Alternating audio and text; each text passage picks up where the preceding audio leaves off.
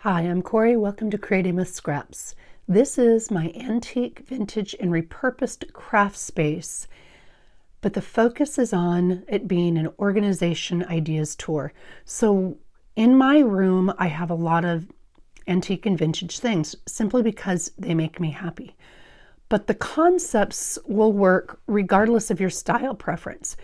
If you've got IKEA furniture, if you've got plastic bins, if you've got baskets, or you like glass jars, or you would rather use I don't even know, wooden boxes, whatever it is that you like to use, that's what you should use. And these concepts aren't unique to or only available to use with vintage items, but I'm sitting at my desk now going up the wall right next to me, and you can see I've got a lot of vintage things, but that would work equally well regardless of your preference. So my focus today isn't going to be at all on what I've got, but rather how I have it organized. And this is definitely primarily a craft room tour for somebody who's a paper crafter. So it would work for a card maker, junk journaler, which is my my personal preference, though I do the other things as well, or a scrapbooker. But some of the ideas can be modified to work with just about any craft room. Now I'm kind of going slow, panning slow, so that one, I don't make anybody seasick, and two, so that you can see what I'm talking about. It's just a craft space, and I've created this craft space, and I'm going to slowly in my chair back up a little bit so that you can see what I'm talking about. And in fact, maybe I will get up, and I am going to come around and start from the door in my room. But before I do that, for those of you who watch know that it's been a long couple months, and I had a piano fall on my leg back in November, and I've had hospitalizations and procedures and all kinds of problems associated with it. For example, right now I've got, let's see if I can get it in there without making it crazy. I fell onto our table saw, thank goodness it was off, as I was cleaning, and I cut my thumb. And then just a couple days later, I fell and sprained my wrist and injured my thumb again.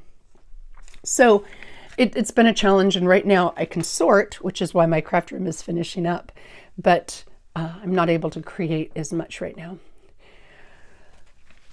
Because of all of that, several people have sent thank you cards and well wishes and treats and coffee and so many other things that, I cried so many times simply because I'm not good at being down, and the warmth and outpouring of friendship has made a huge difference. So I want to say a special thank you to Cindy, Dawn, Maria, Marie, Lisa, Deb and Deb, Debbie, Philippa, Gay, Wendy, Tammy, Tracy Fox, Wilma, Jibid Neary, Nancy and Nancy, Angie, Janine, Sherry, Rachel, Joy, Faye, Priscilla, Karen and Karen, Christy, Kyla, who is my mom, Joni, who is my sister, Laura, B, Miranda, Pat, Joyce, Lori, Gail, Mary, Sue, and Patty. Those are the ones who sent cards and or treats of some sort, and you made a difference, so thank you for that. All right, I'm going to go back and I'm going to focus on organization. So this is a guest bedroom, or an extra bedroom in our house, and its dimensions are roughly 10 by 11 and a half, something like that. And I've changed my mind and ideas about this space more times than you can count. But one thing I knew for sure that I wanted was an L-shaped or a U-shaped desk, because it worked really well in my other craft space, and I've had it before and it worked well. So I've got, I don't know, maybe a foot of space. There's room for the door when you walk in, and then it starts being my craft area. And one of the changes, I had originally planned to have everything sitting flush on the top of my desk. And this shelf piece is something that I had in my previous craft room that I used for extra storage. And it turned out to be a huge blessing in here, simply because I didn't account for the clamps. When I made this, it's made with, I got a deal on plywood. Somebody was getting rid of some of their 3/4 inch plywood. So I got a really good deal on it. And then I'm using my foot here. I used 2x4s to cut down and make my own trim because trim is spendy, but I made it too thick. So I didn't take into account the clamps, and the clamps wouldn't fit over the trim that I had put there. So that shelf worked really well for the clamps. And I'll share later, I'm finding it works well for a lot of things. So when I walk in, I've got my desk. That's the first thing you see. And there are some cords under there. That one's the charger or the light strip. But most of them I've got tucked into a little tin under there, so they're not too overwhelming. And then, moving slowly. So as you walk in, the immediate left wall is the door wall. One of the things that I have long struggled with is receipts. So I tried to incorporate things that might be helpful. So when I walk in the door, I made this little bin, and all I have to do is tuck my receipts right in there. Now, maybe it's something else for you, but the idea is with no effort, I can organize those things until I'm ready to do whatever it is I need to do with them. The left-hand side, well, actually my left-hand side as you're facing it, what's directly in front of you, is again made with a 3/4 inch plywood that I custom made to suit my personal needs. And that's something that I was able to do because I like to work with power tools. But the IKEA furniture and bookcases and things that are readily available can be altered fairly easily, usually with just like a drill and a screwdriver, to work better for you if they're not currently working well. If they're already working well, absolutely leave them. And so you may see in there's a combination of some vintage pieces, like this particular one, a favorite of mine. It's a brick mold. I turned it into my tool and supply caddy, and the number 16 represents Joe Montana, my absolute favorite football player of all time. Oh, I lost track of what I was trying to say here. Repurposed. So a lot of the pieces that are in this room were in my previous room. I just changed them up a little bit. For example, underneath the vintage drawers, and the RV parking is what I call it, is the armoire top or the china hutch top that I had gotten from a friend and I used in my other room. So I repurposed that. As I move around the room, the bookcase is on the bottom that was in my previous room. And then the supply organizer, a paper organizer that was in my craft room in a completely different spot, happened to fit really well on top of it. So I utilized it that way and just bolted them together. And then I knew I would need space up top because of the size of the room. So I used that 3/4 inch plywood to build a top shelf for the things that I don't need very frequently, but I want to have access to. Over here on this side was a bookcase that was already here. I think this was an orange color, and some of this furniture was white and some of this furniture was stained, and I just used black paint and stain to make it all essentially the same color so that they would blend together even though they were different pieces. Now this bookcase is a little bit deeper than some, and so I used some more of that 3/4 inch plywood to make an insert. So I just pushed that right inside the bookcase, cut it to fit, of course, and then the trays that I like to use for ephemera bits fit really well there. And I was able to use more ephemera trays, which works well for me, and utilize that space in a way that kind of made sense. And then it was deep enough down below to store my Cricut and my printer, which are things I use, but I don't necessarily use them every day and every time I create. And that's something that I'll talk about a little bit more later this month on the 26th. I'm part of a tips, tricks, and hacks collaboration with Rachel from Rachel and Bella Craft, and some incredibly amazing crafters who've given phenomenal ideas. And mine is making the most of your creative space. And so I'm going to talk very specifically about things that work well, research that I've done, experiences I've had, experiences friends have had, but things that work really well regardless of, your style preference or your specific craft products, but just principles that can benefit anybody. This piece was also in my last craft room, and I repurposed it. I kept the Starbucks card topping simply because I love it, but I repainted it black. And I'm going to share later on something that I did wrong that I probably shouldn't have done. And then, anyway, so this was repurposed also, and it works well in this room. And then as I curve around, this one actually has a window. We haven't finished our backyard yet, but this actually has sunlight, which was one of the biggest reasons I came to this room that I swapped. And then moving around to the other wall, and this was something I created again with some of that scrap, and it's directly above my art cart. And like I said, I'll talk more about that on the 26th, but I'm just showing you my room now. The inks that I use and sprays and some journals and buttons and ribbons and such, and just an above the cart area to access things that I use fairly frequently, but not necessarily every single time I craft.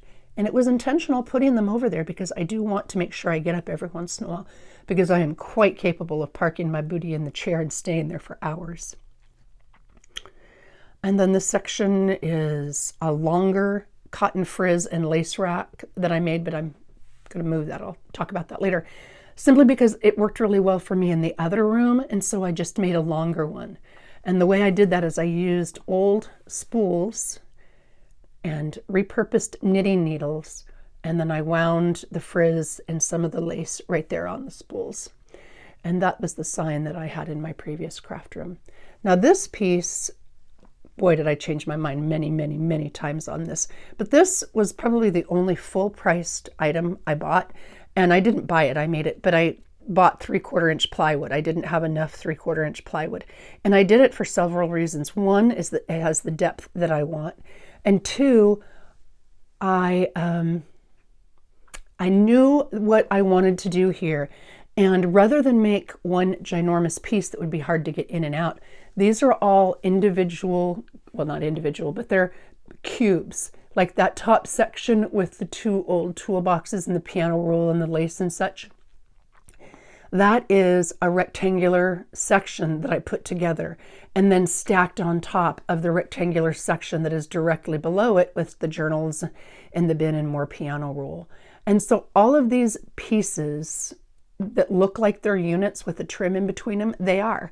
And I did that, one, so that I could change my mind and move them around, but two, so that they wouldn't be so big and cumbersome that I couldn't work with them, lift them myself, and move them. And again, I will go over what's where. Well, the bottom is die cuts, and I've got some metal bins coming for that, and work in project folders. And then the next shelf up is my stamps. And then all the, not the made bits so much, but some of the pieces that we use for junk journaling, like envelopes and slides and playing cards and receipts and vocabulary cards and tags, and all of that kind of stuff is stored separately in there.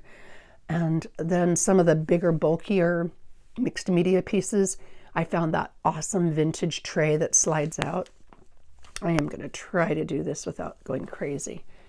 So these drawers slide out, and then the bits and pieces fit in there pretty perfectly. And then the taller bits that we put in our junk journals, postcards and playing cards and index cards and library cards and that type of thing, is in there. So I had an idea of what I wanted. And again, I've got to walk around my desk here, so it's going to get funky for just a minute. But I changed my mind as I was going. And this took me almost 3 months due to my injury and then my secondary injuries. But I was able to get it done. And, well, done-ish. There are some things I would change. And then the same thing on this side. The bottom are some old crates with doilies and linens and lace and my work in project folders. And that's a cube. And then where you see the trim on there, that's another cube and another cube. And then that's just some journal storage. And these are all different kinds of envelopes. And it was really good for me to do this because I thought I was getting low on envelopes, but I was wrong. And then there is my Ravenclaw shelf. I don't know if you can see her. That's my American Girl doll in her Ravenclaw clothes because I am a Harry Potter fan and I was sorted into Ravenclaw.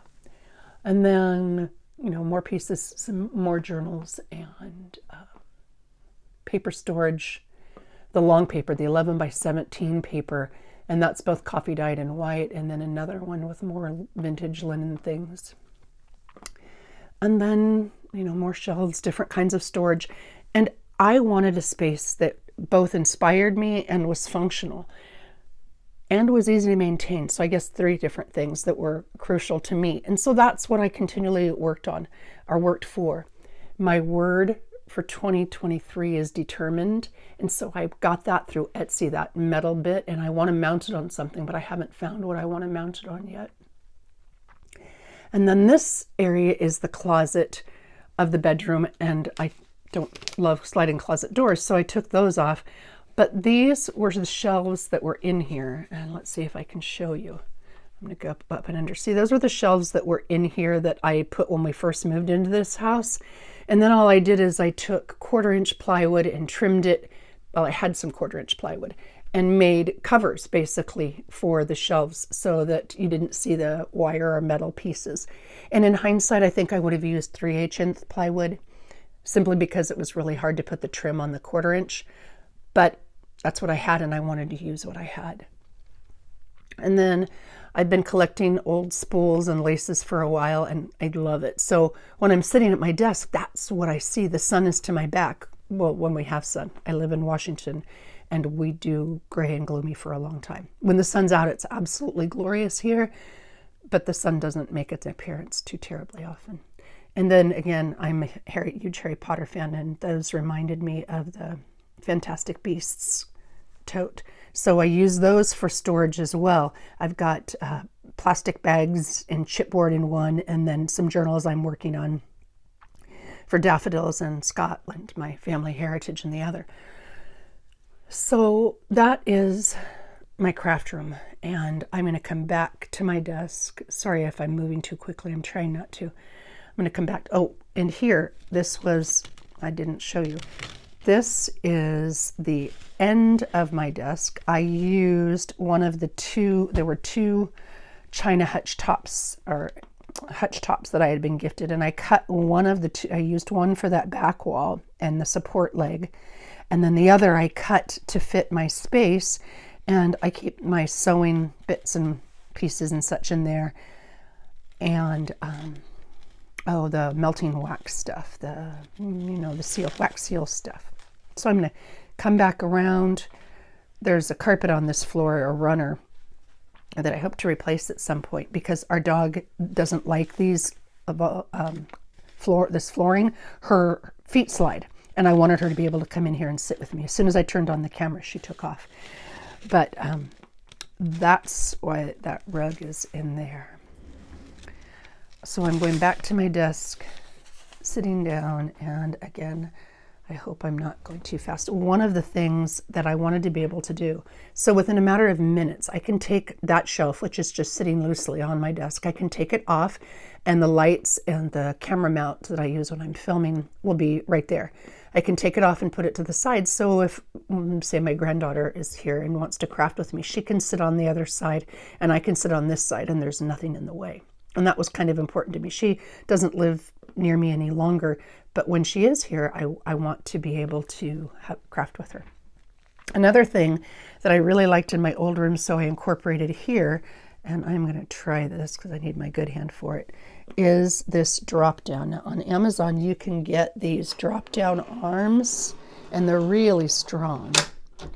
So I don't have to have it up. I'll scoot my chair back. But when I want it up, it makes an L-shaped space. Now, most of the time, my sewing machine sits there because I enjoy sewing on my scrapbook page projects or my junk journal page projects. But if I don't want it there for whatever reason, if I need that for, I don't know, a mass ephemera make, or I need the extra storage, I've got it. But it doesn't have to be up, and I don't trip over it. So that's kind of really nice. Because I used the China hutch top, I was able to put the rulers and the trimmer that I use most often under there, and that's been real handy for me. And on the other side, I have my big trimmer, which I wasn't able to have in the other room because the desk was narrow. So that is my craft room, and I wanted to, because I'm me and I like to teach a little bit, I wanted to end on this note. 3 things that are working well in my craft space. And anytime you've got a new space or you're changing your space up, it's, I think, important to think about, well, what's working, what's not, and what can I do to fix it? And 3 things that are working well right now for me is number 1, my RV parking. And what I mean by that is, a lot of times in newer homes, they have on the countertop by the cabinets, a cabinet that extends down to the countertop with a door of some sort. And it's deeper to hold your bread machine and your blender and your chopper and all of those, a toaster and that type of thing. And I really liked that concept. And I wanted to be able to put my desktop pieces, I wanted them accessible so I could use them all the time, but I also wanted them to be able to get them off my desk and to have a storage space for the tall and narrow things that we've got, like cutting boards and scoreboards and that type of a thing. So that's what I've got here. And then underneath it, I've got a shelf for my Tracy labels and then my eyelet setter, because I use those frequently. And then sometimes I don't have a lot of time to make, so I'll just make, a few minutes here and there. And then the pieces that I make, I can just toss in this little bin. So I don't even know what I've got in here. I haven't been able to make since, I don't know, early January. But anyway, when I make something and finish it up, rather than putting it away where it belongs, I can just toss it in that bin until I'm ready to store it and put it where it's supposed to go. So I really, really like that little itty bitty shelf that's up under there. That is handy. So that's working well. Also, the outside of my RV parking is where I put the other things that I grab all the time, the corner rounder and the crocodile and my scissors and my distress tool and that type of thing. I don't like a messy, cluttered desk, but some people do, and that's fabulous because that works for them, but I don't, and I don't like to lose things, but I also don't want to necessarily have to get up and find things all the time. And so that system works really well for me. It is right next to where I am, but rather than putting it on my desk and burying it, I can just put it back where it belongs. And the same thing with my tool caddy. I use my ink stand that I had made and altered it just a little bit to fit my tool caddy. So rather than having all my tools out, I just have the ones that I use all the time. And when I'm making, I can simply pull this out, and then the things that I use the most, art glitter glue and glue stick and collage medium and my blending tool and ink and ruler and stabber and those kinds of things are right there, plus the different cutting tools and pens that we use all the time. So they are right there. I don't lose them and they don't get buried on my desk. They're easy to access and put away. So that long way to say that's working really well. The elevated shelf is working really well for reasons I already mentioned. It allows me to clamp my lights and such, but also I found sometimes when I was making something and I'd put glaze on the top, this has got an elevation from my work surface, so it gives me a place to put it and dry, which I really like. And then alongside my RV parking scrap storage, the way I have those shelves sorted, basically, the way I have those shelves, because those little bins hold different types of scraps. And so when I'm making something, I use scraps almost, not exclusively, but a lot of the time. And I can access just the scraps I need really easily without digging. So that, number 1 thing that's working really well. The elevated shelf is number 2, and scrap storage is number 3. All right, 3 things that need work. My completed embellishment storage. It's kind of a hot mess. That shelf, that thin shelf in the closet, those are all different embellishments that are completed or in various stages of completion. Over here, those 2 bins in the middle have various pieces of completed ephemera. Over there next to it in those little plastic bins in the wooden tray, that has some completed ephemera. So I think the bottom line is they're in too many different spots. I need to refigure how that's going to work. And along those lines, so there's just too many spaces for it. Along those lines, my work in progress baskets, bins, and this kind of the same way. The farmer's dairy bin, that's all work in progress type things. And then the carnation bin, those are all, I mean, they're organized and they're easy to access, but there's just so many of them and they're in different spots. And over here, the things that I'm working on right now in the wooden box that says D, that's all work in progress. And then this first shelf, that's what I was immediately working on. And then, sorry, I'm going to try to go slow here. On the paper organizer, those are all work in progress things. So I've just got too many different spots. I need to streamline that a little bit. And the lights on here. I had got a couple quotes from electricians, and I know it was a small job, and I have a ceiling light in here, but I wanted to get some pot lights in. And for 3 pot lights, it was between $2,000 and $2,500, which was way over my budget. So I got some, inexpensive lights on Amazon, but even with the light on and the light on behind me, there's just not enough light in this room. So I would love tips and suggestions on how I can fix that, because these lights are just a little too weak. So when I'm thinking about things that need work, I have to think about possible solutions. And here is one of my possible solutions to 2 of my problems.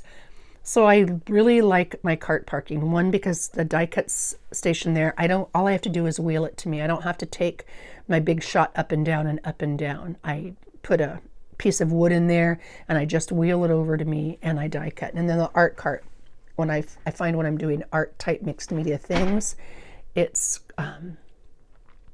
I just wheel the whole cart over. And so that's really great. And then because things are tall in here, I've got this little step stool. But I find that most of the time, at least now, my step stool is under my desk because I put my leg up on it. So my thought is, what I can do is I've got some of the 3/4 inch plywood left, do a long, lean shelf right there, which will give me more journal storage and will allow me to have a shelf with a enamelware bin specifically for my completed works, and I can organize them that way. And an enamelware bin for my work in progress. I'm kind of thinking so that they're all in the same spot, they're easily accessible, and then it again gives me a little bit more room for journal display. And then this tall shelf, I have room behind the door and I can just take that down and move it. So that is my thought as one of my possible solutions for what's not working. All right, so 3 things that work, 3 things that didn't work, and now here are 3 tips because, why not? Tip number 1, I used wood stain on a lot of this black stain, but on some of the furniture that was already painted, I used enamel-based, cabinetry paint. And I had purchased a can and painted them, and I was really pleased with it.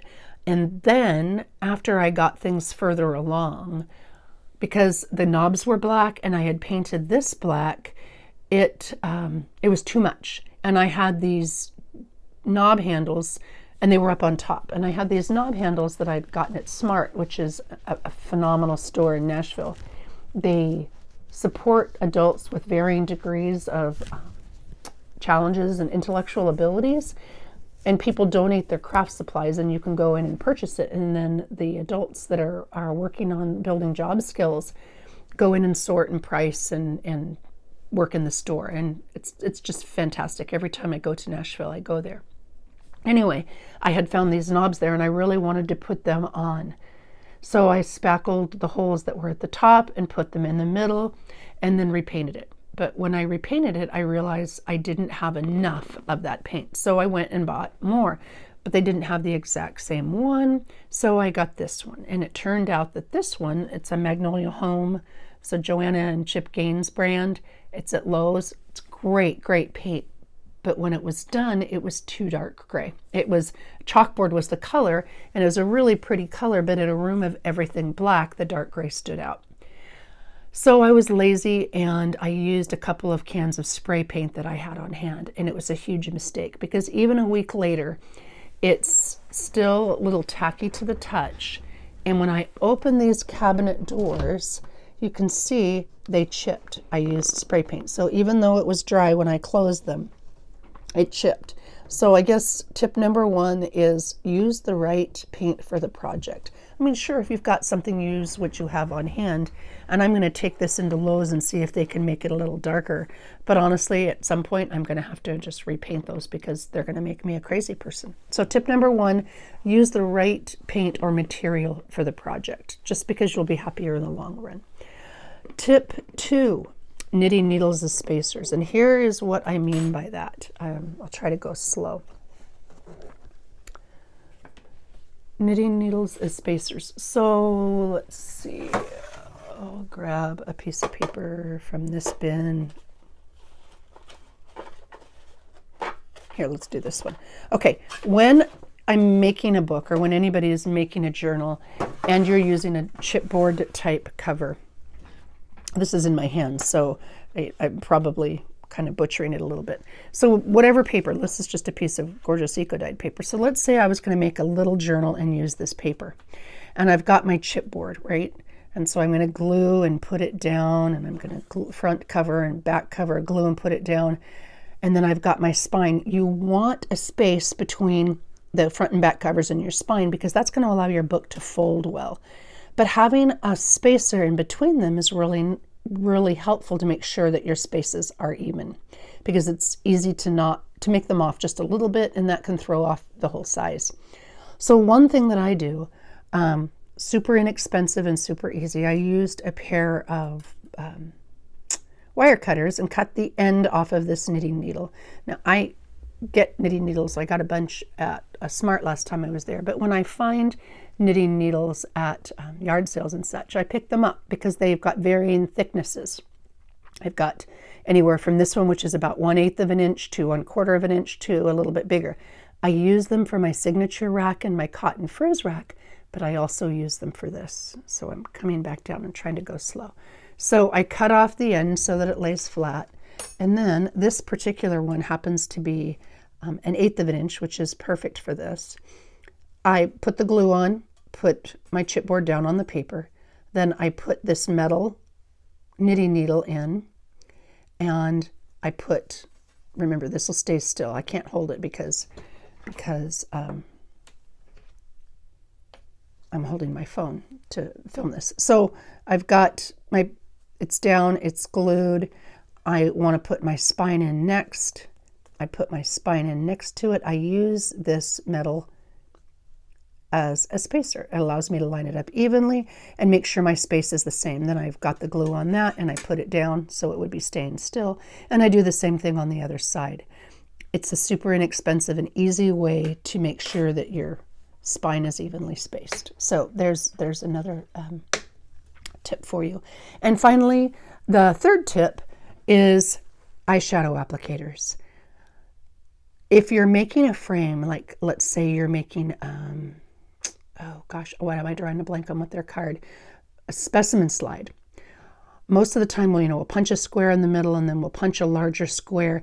And if you like to ink like I do, it's really hard with these ink blending tools that we use to get that inside corner. But one thing that works really well is the foam eyeshadow applicators.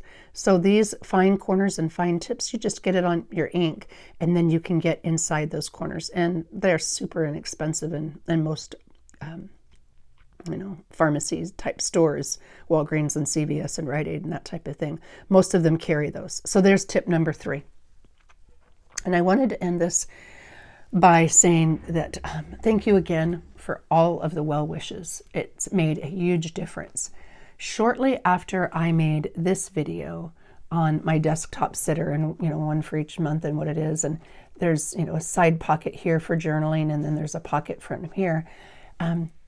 Some other people had done something similar. Now I want to make it clear, I didn't create that. Other people have done pockets, on tags on in between the front and, sorry, my camera's in the wrong spot. In between the front and the back tag, putting a journaling spot or a pocket there, and in between my embellishment on the front and this, there's a journaling pocket. So I didn't create that. I just knew I wanted to utilize it for this. But shortly after I released my video, I got some messages that other people had done the same thing. And I just wanted to say, it's kind of inspirational cycle. So somebody sees something and they change it up, like Melina Pliant. She did something very similar, which inspired Julie at Camellia Craft Designs. And she did something similar but different, unique to her, which inspired Rachel from Rach and Bella Craft. And she did something slightly different. So it's not a matter of any person copying another person, I don't think. It is so much more about inspiration cycles. You see something and you make it your own and you change it and you allow it to suit you. And sometimes I'll see something and a month or so later I'll make it and I don't necessarily remember where I saw it. Just one of the reasons I don't just subscribe to many channels, because I'm super conscientious of that. But you know, it's great to give credit where you got an idea, but you may not be sure. It may be in the back of your mind, and it doesn't necessarily mean anyone's copying anyone else. It just means that we've seen something and we're absolutely making it our own. Along that same note, Debbie Kipp recently shared something that she's making with puzzle pieces. And while I was in hospital, I was looking on Pinterest and I saw this really cool mixed media project with puzzle pieces, and it inspired me to do that. And so my son had been putting together a puzzle for me to use, and it was just serendipitous that Debbie and I happened to do something similar. Hers was quite different, but we were still using puzzle pieces for embellishments and ephemera pieces. So that happens. It comes up. Oh, and I didn't say anything about this over here, and maybe I should. So this is something I'm working on. My friend Lisa has a really cool button lamp, and I'd started to make one with wire like she has, and with one hand that just didn't work. I gave up. But I'm trying it with fishing line, and will I like it when I'm done? I don't know, maybe not. But I got the buttons at a thrift antique store for a really reasonable price, and I got the lampshade for $2 at a thrift store. So I thought, you know, I'll try it.